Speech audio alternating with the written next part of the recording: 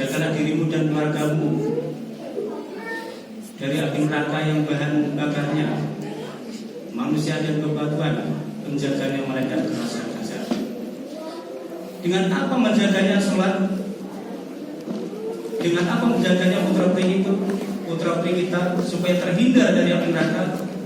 Yaitu dengan sholat 5 waktu jangan ditinggalkan. Lalu saling berpesan, bernasihat, berwasiat kepada siapa? Yaitu pada pesan saling nasihatin kepada waswiyaki atau saudara. Saling nasihatin di antara ibu bapak ini pada putra putrinya atau pada kakak dan adiknya itu jangan bosan-bosan untuk membaca sholat, karena sholat adalah tiang agama. Sholat itu imaduddin. Sholat adalah tiang agama, nggak boleh sholat ditinggalkan dengan sengaja. Bahkan orang yang meninggalkan sholat sengaja, sholat 5 waktu itu sekali saja, itu siksanya seperti kurang lebih 50 tahun lalu dengan sengaja. Makanya kita mau masih hidup jangan menyepelekan sholat. Sholat adalah tiang agama, perintah Allah Subhanahu wa Ta'ala. Hadirin rahimakumullah. Kemudian kita masih di bulan Syawal. Bulan Syawal kan jumlahnya 1 bulan. Kalau sekarang Jumat kedua berarti dapat 10 hari di bulan Syawal. Jadi yang mukadimah hadis yang saya sampaikan tadi, mansumah Ramadan summa ada musita min Syawal kana kasmanda. Barang siapa yang puasa di bulan Ramadan kemudian dilanjutkan puasa Syawal 6 hari, maka mereka seperti puasa 1 tahun penuh lamanya. Itu kata Rasulullah. Jadi puasa Syawal ini boleh selang-seling dan boleh berlanjutan. Yang penting di bulan Syawal itu kita puasa 6 hari. Disunahkan kita kata Rasulullah seperti puasa 1 tahun penuh. Kemudian apakah kita merasa berat meninggalkan puasa Syawal 6 hari itu? Apakah kita ringan menjalankannya? Sebenarnya kalau kita 1 bulan penuh puasa di bulan Ramadan, berarti tinggal melanjutkan 6 hari Syawal insya Allah tidak berat. Inama a'malu niat. Bila sesuatu itu tergantung niat kita. Mau tidak kita untuk melaksanakan puasa Syawal, sebaiknya dilanjutkan. Karena apa? Melanjutkan di bulan Ramadan dan di bulan Syawal yaitu puasa. Hadirin rahimakumullah. Kemudian kita semuanya salah di bulan Syawal ini 10 hari sekarang di bulan Syawal ini, bulan Syawal tentunya adalah bulan pengampunan, saling memaafkan dan memaafkan ibu bapak dan putra putrinya pada putra putrinya, mohon maaf pada ibu bapaknya dan saudaranya, kerabatnya, tetangganya, mohon dimaafkan. Dan karena apa? Dan tetap silaturahmi. Kata Rasulullah, man akabu ayat setelah rezeki, ayat satu bila sari balas bagaimana. Barang siapa yang senang dimudahkan rezekinya dan dipanjangkan umurnya, hendaklah silaturahmi. Silaturahmi itu bagaimana? Mendatangi keluarga itu apa cuma lihat salaman sudah begitu saja? Tidak. Sebaiknya silaturahmi itu datang ke kakaknya atau ke adiknya atau ke ibu bapaknya, itu dilihat kondisinya. Kalau kita mampu misalnya ekonominya baik, punya rumah misalnya lebih 1, adiknya atau kakaknya, ibunya atau belum punya rumah, pinjamin uang untuk di rumah atau dibantu bagaimana supaya caranya dapat rumah. Itu saling membantu, saling menumpang, jangan sampai cuek.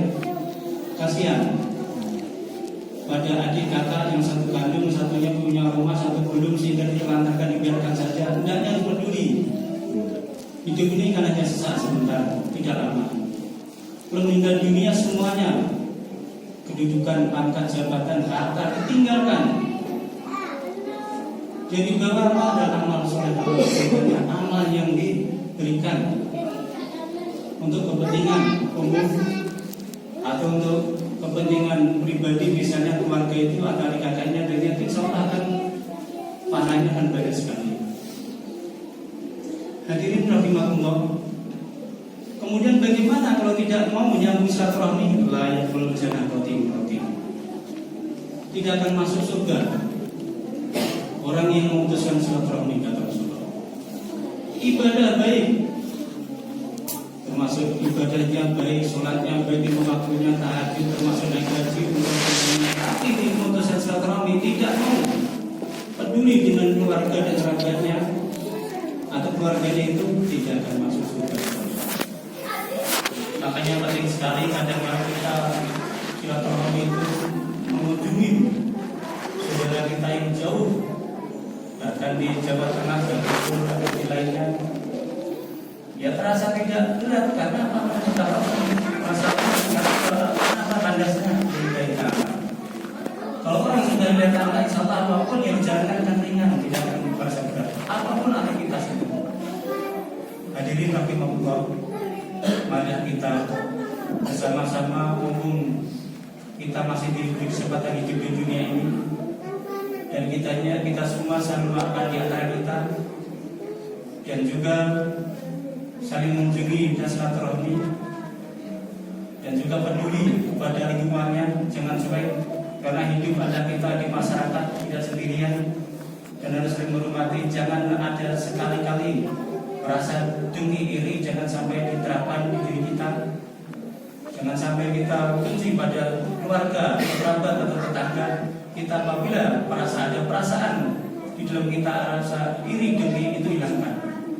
Karena rasa iri, dengki itu kata Rasulullah seperti amalan kita habis digerogotin api kayu bakar. Habis saja itu amalan kita, tidak ada manfaatnya lagi. Kalau kita iri, dengki dan juga fitnah, dicoba dan sebagainya. Mudah-mudahan kita semuanya dalam lindungan Allah Subhanahu wa taala, selalu dibimbing oleh Allah Subhanahu wa taala. Amin ya rabbal alamin. Barakallahu fiikum wa nafa'ani bima ayatin yakin wa taqabbalu minna innaka antas samiul alim.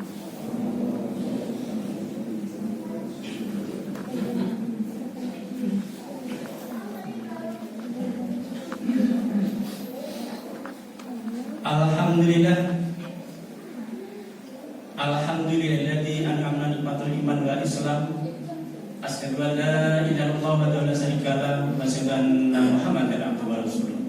Allahumma shalli ala Muhammad wa ala alihi ajmain.